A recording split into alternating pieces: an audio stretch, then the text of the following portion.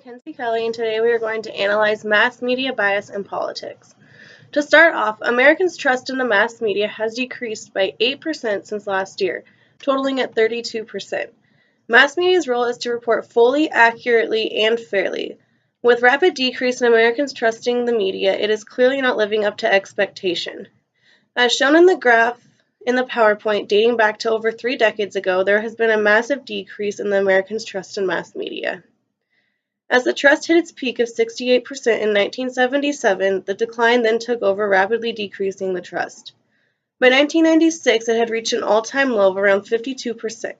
As of 2015, we sit at the lowest we have ever been, and as of 2016, we sit at 32%. I feel like the trust in mass media has decreased so much because everyone gives their opinions instead of facts. In an article from the Huffington Post in July of 2016, they stated that after watching and listening to Donald Trump since he announced his candidacy for president, we have decided we won't report on Trump's campaign as part of the Huffington Post's political coverage. Instead, we will cover his campaign as part of our entertainment section. Our reason is simple. Trump's campaign is a sideshow. We won't take the bait. If you are interested in what Donald has to say, you'll find it next to our stories on the Kardashians and The Bachelorette. When referring to this, they are saying that they don't believe that what Trump has to say is very important to them, which makes it a joke for everyone else.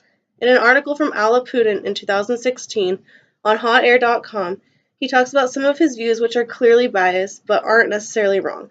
He states that he doesn't understand why they would do that. Do they really need to share the news of the inauguration next to something a Kardashian did?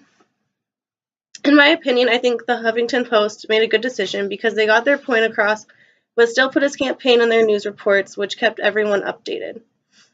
The New York Times is known to be in favor of the Democratic Party, and it shows quite well when Donald Trump and Hillary Clinton ran for the presidency.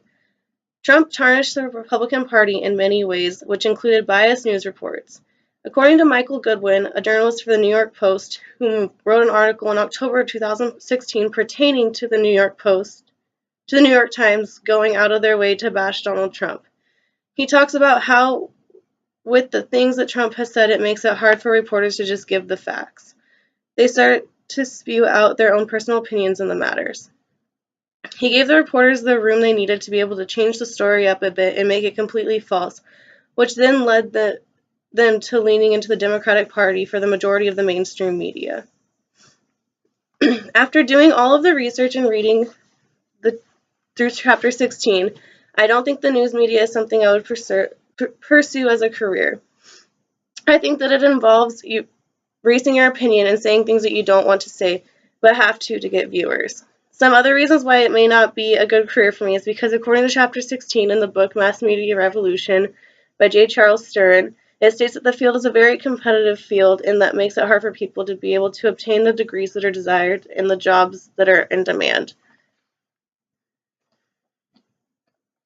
According to journalism.org, Trump was the leading candidate on social media. Although he was least likely to post videos and say things about the election, he was more known for attention and retweeting random people's tweets, which would soon after blow up. When researched, it showed that Clinton was more likely to post links to campaign ads that were professionally done. But when it came to Trump, he would post whatever it was he had to say. Clinton was more popular on Facebook than Trump, but Trump had way more reactions on Twitter, which therefore made Trump the leading in the social media. Thank you for watching.